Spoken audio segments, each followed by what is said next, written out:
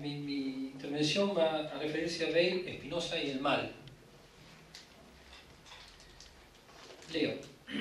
La relación de Weil con Spinoza es un tema frecuentemente abordado en la historia de la filosofía moderna. Los estudios al respecto suelen destacar sobre todo los errores cometidos por Weil en su interpretación del sistema de la ética. Errores que se descubren principalmente en la observación P y en la observación N del artículo de Spinoza del Diccionario Histórico y Crítica.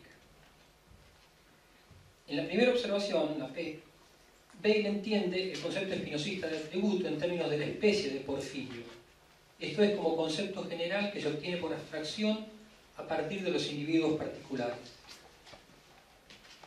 Desde esta perspectiva, claro, la proposición 5 de la primera parte de la ética, la cito: en el orden natural no pueden darse dos o más sustancias de la misma naturaleza, o sea, con el mismo atributo, no tiene sentido. Y como dice Weil, lo cito a Weil, no se necesita más que esta lección de lógica para detener de un solo golpe la máquina de Spinoza. En la observación N, por su parte, de manera casi inversa, se interpreta la sustancia como sustrato de todas sus modificaciones, estableciendo así una relación clásica de inherencia que reduce los puntos a simples propiedades de la sustancia y que termina por hacer del espinosismo un monismo de tipo animista. Cito a Weil: solo hay un ser y una naturaleza, y esta naturaleza produce en sí misma, por medio de una acción inmanente, todo lo que denominamos criaturas. Ella es a su vez agente y paciente, causa eficiente y sujeto. Nada produce que no sea su propia modificación. Es decir, una hipótesis que sobrepasa la acumulación de todas las extravagancias que se pudieran decir. Fin de la cita. Ninguna de las dos interpretaciones era nueva. Weil las tomó de autores contemporáneos como Pierre Poiret, Christophe Wittich, Noël Berger-Versé, etc. Teniendo, eso sí, la gran virtud de transmitirlas al siglo XVIII por medio de su muy difundido diccionario. Allí estaría el principal mérito de Weil con respecto a Spinoza, es decir, en su condición de transmisor de ideas para colmo malentendidas. A su juicio no, a nuestro juicio no. Weil se pregunta también por el éxito del espinosismo en cuanto a forma de pensamiento metahistórica, forma que reaparece continuamente en siglos y en culturas muy diversas, puesto que, como dice en la observación D del artículo Plotin, casi no hay siglo en que la opinión de Spinoza no se haya enseñado. Fin de la cita. ¿Cómo explicar que una doctrina tan incomprensible y contradictoria, cito a Weil, la hipótesis más monstruosa que se puede imaginar, la más absurda, la más diametralmente opuesta a las nociones más evidentes de nuestro entendimiento, fin de la cita? ¿Cómo explicar que una doctrina tan incomprensible y contradictoria haya sido tan difundida en el mundo entero y en todas sus épocas? Para responder a ello, hay que ir a las motivaciones profundas que en Spinoza o en otros la han engendrado a esa hipótesis. Weil lo dice en la observación O, tal vez la llave del artículo. Lo cito: no nos equivocaremos, me parece, si suponemos que él, o sea, Spinoza, se arrojó al precipicio por no haber podido comprender o que la materia sea eterna y diferente de Dios, o que ella haya sido producida de la nada, o que un espíritu infinito y soberanamente libre, creador de todas las cosas, haya podido producir una obra tal como el mundo. Fin de la cita. El problema de la creación y el problema de la teodicea, nada menos. Uno desemboca en el otro y son las dos grandes aporías del sistema ortodoxo. El sistema de Spinoza, por lo tanto, lejos de ser una fantasía descabellada, cumple para Weil un itinerario especulativo muy claro. La pregunta que subyace a él y que lo orienta a lo largo de todo ese recorrido es la de cómo resolver el problema del mal. Pregunta que para Weil equivale a la de cómo responder a las objeciones maniqueas. Cito a Weil: Spinoza quería satisfacer por ese medio a las objeciones maniqueas contra la unidad del principio. Estas no tienen fuerza más que en la suposición de que un principio único de todas las cosas actúe por elección y pueda hacer o no hacer. Un principio que limite su poder según las reglas de la bondad y de la equidad o según el instinto de la malicia. Suponiendo eso, se pregunta Spinoza: si ese principio único es bueno, ¿de dónde viene el mal?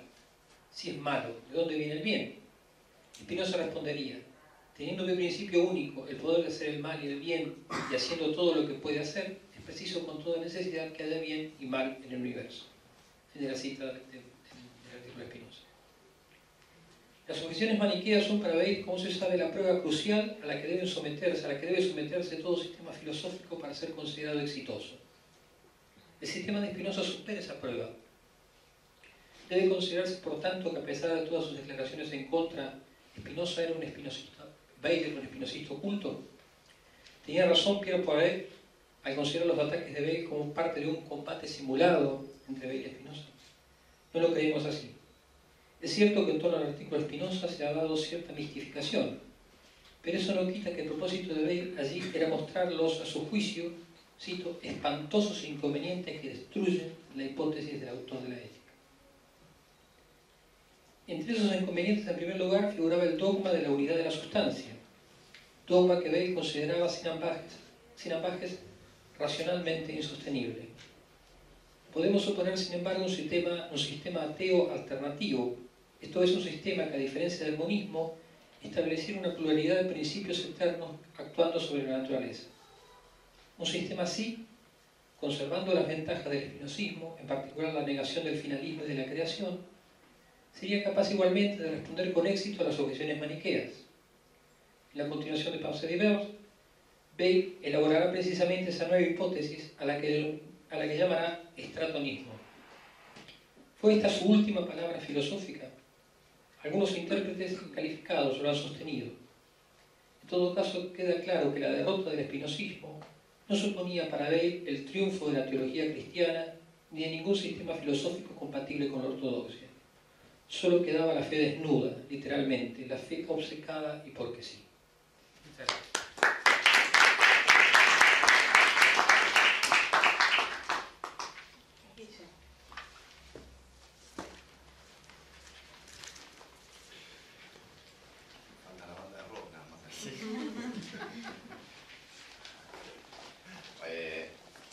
Bueno, antes que nada quería agradecerle a Jimé, al grupo Spinoza por la invitación. Leo, así ganamos tiempo. En el tiempo que tengo, yo quisiera proponerles algunos elementos para que reflexionemos juntos acerca de la relación entre Spinoza y Descartes. Es decir, quisiera abordar algunas de las preguntas del panel: qué significa crear una filosofía, qué significa interpretar una filosofía, para pensar no cómo se lo interpretó o cómo se lo puede interpretar a Spinoza, sino más precisamente para interrogar cómo interpreta o interpretó Spinoza a Descartes. Y para ello me voy a referir a una obra particular, quizá una de las más extrañas del filósofo holandés. Me refiero a la única publicación que realizó en vida con su nombre, Los Principios de Filosofía de Descartes, que estaban acompañados por un apéndice llamado Pensamientos Metafísicos. Entonces, en cierta medida, lo que quisiera hacer entonces es duplicar el nombre del encuentro para aproximarme no al problema de cómo leer a Spinoza, sino cómo leer a Spinoza cuando lea a Descartes. Podría preguntarse por qué elegí esta obra, por qué no dilucidar esa relación entre estos dos pensadores a partir de la ética. Bueno, me parece la respuesta bastante evidente, porque la publicación de 1663 es un texto, o más precisamente un compuesto de textos, en los que aquello que leemos es el resultado de un trabajo realizado por Spinoza con mucha sutileza sobre otro texto, sobre otra filosofía. Es decir, entonces, además de que es importante para comprender la evolución del pensamiento de Spinoza, es una obra que expresa muy bien las preocupaciones que conforman este panel. Es cierto que, a primera vista, los principios de filosofía de Descartes y los pensamientos metafísicos parecieran ser simplemente un libro en el que un especialista, Spinoza, explica la filosofía cartesiana y ciertos problemas de la escolástica que esa filosofía no responde para Spinoza de manera satisfactoria. El ambiguo prefacio de Meyer y la insistencia por parte de sus amigos para que publicara la obra sin duda contribuyen a dar forma a esa imagen. Ahora bien, si tuviera que adelantar la conclusión, por así decir, a la que me gustaría llegar, diría que por el contrario, en esa obra, insisto, en esa obra compuesta de muchas obras y de muchas referencias, lo que vemos o lo que leemos no es simplemente un libro de historia de la filosofía. Una lectura atenta muestra en efecto que Spinoza, quien recordemos para esta época ya ha comenzado a redactar la ética, no es simplemente un comentador, un expositor neutral del pensamiento de Descartes. Aunque muchas veces de manera velada o subrepticia, Spinoza se presenta entonces en la obra del 63 como un filósofo con una perspectiva filosófica definida que encuentra en aquel pensamiento que sin duda le interesa, pero con el cual mantiene una actitud crítica, una vía para la formación y presentación de sus propias doctrinas.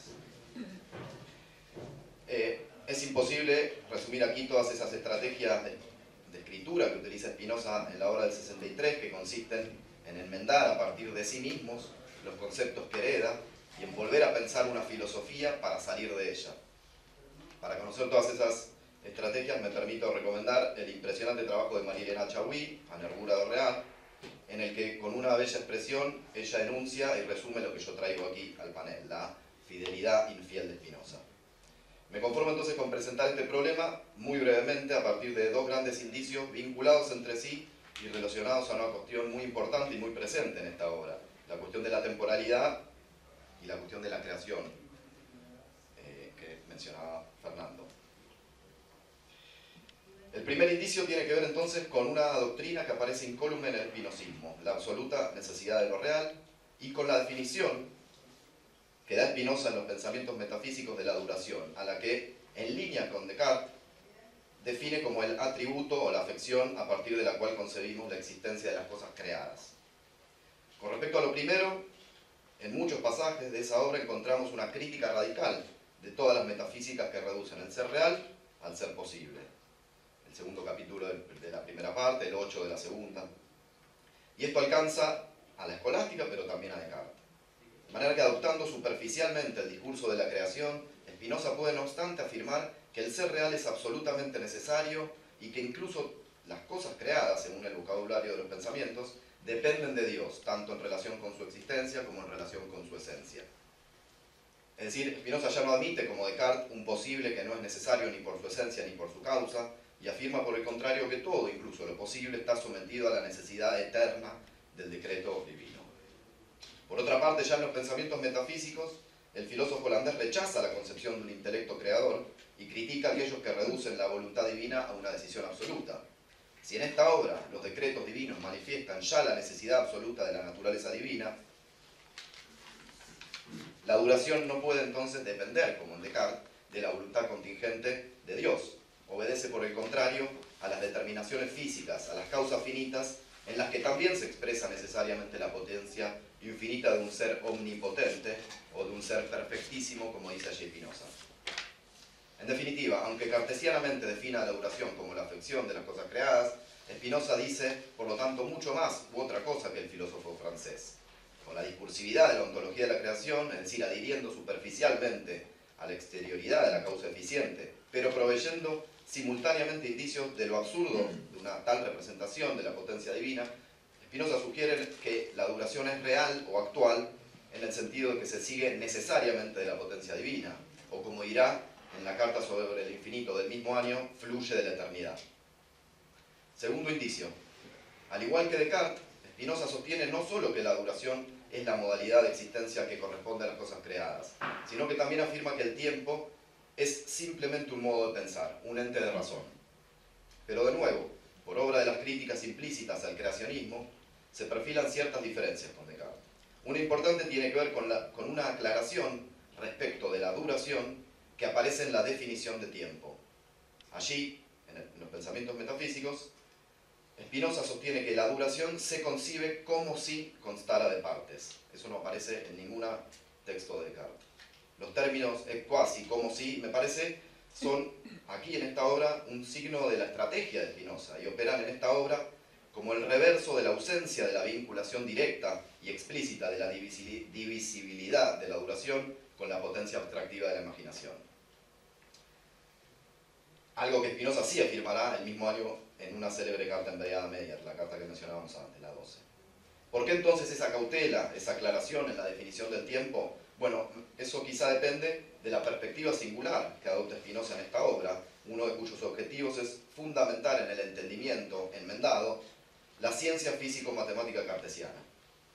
Por eso el tiempo se presenta inmediatamente vinculado a la duración, o dicho en otros términos, aparece ligado a un tipo de existencia cuya característica principal es que se concibe ya dividida, y de la cual por eso puede la razón proveer una explicación.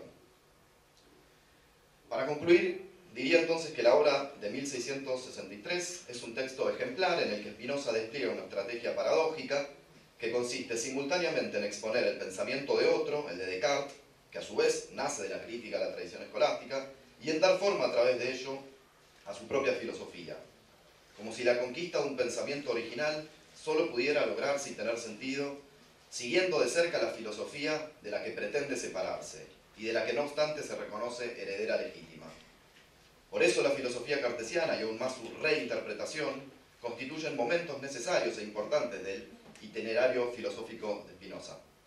Algo que sabían muy bien los amigos de Spinoza, o al menos eso parece si tenemos en cuenta un pasaje central del prefacio de la edición póstuma de las obras póstumas de 1677. Allí Yarick Yélez dice lo siguiente, cito: «Desde su infancia fue instruido en las letras y en su juventud se ocupó durante largos años especialmente de la teología. Cuando alcanzó aquella edad en que la inteligencia madura y es capaz de investigar la naturaleza de las cosas, se entregó a la filosofía. Mas, como no se sintiera plenamente satisfecho ni con sus maestros, ni con los escritores de estas ciencias y experimentara, en cambio, un ardiente deseo de saber, decidió ensayar él mismo qué lograría en tal materia con sus propias fuerzas. Los escritos del célebre Renato Descartes, que le precedieron en el tiempo, le prestaron gran ayuda en tal empresa». Fin de la cita. Y él dice que Spinoza quiso desarrollar su filosofía con sus propias fuerzas, pero también que estas fuerzas solo pueden devenir propias con la ayuda de Descartes.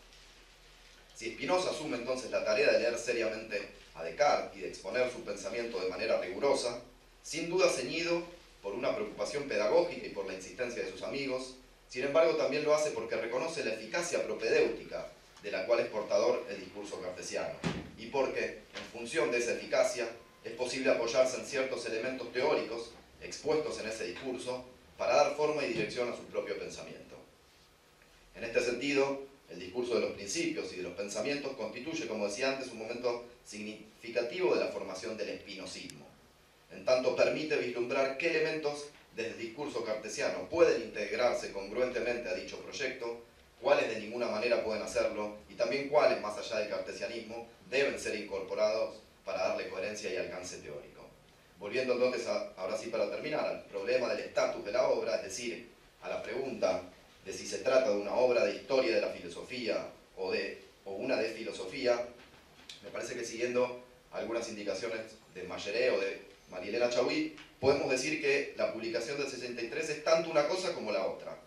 Es cierto e indudable que Spinoza expone el pensamiento de Descartes y que lo hace de manera que el discurso, con esa nueva exposición, favorezca la tarea pedagógica y terapéutica.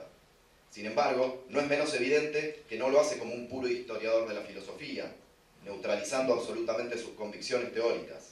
La exposición de la metafísica y la física cartesiana no le impide, por eso, efectuar críticas importantes a ciertos elementos presentes en ellas. Pero insistamos, eso tampoco supone que no sea sino a partir de una reflexión detallada de ciertos aspectos del pensamiento de Descartes, la doctrina de la creación continua es uno, que Spinoza constituye su propia filosofía, en la que ese problema es resuelto de un modo singular.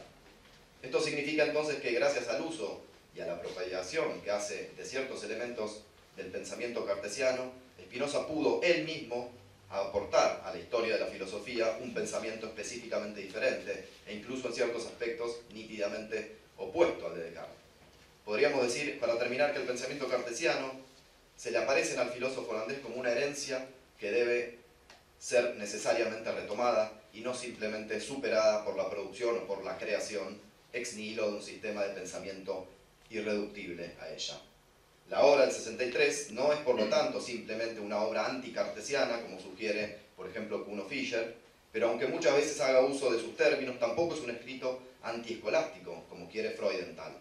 Es un texto complejo que se mueve, por así decir, en un terreno intermedio y superador de esas tradiciones, como bien parece haber comprendido un amigo de Spinoza que en la publicación del 63 agrega la siguiente frase, que cito: «Cuanto tan solo a Spinoza debe Descartes, tan solo a Spinoza lo deba...»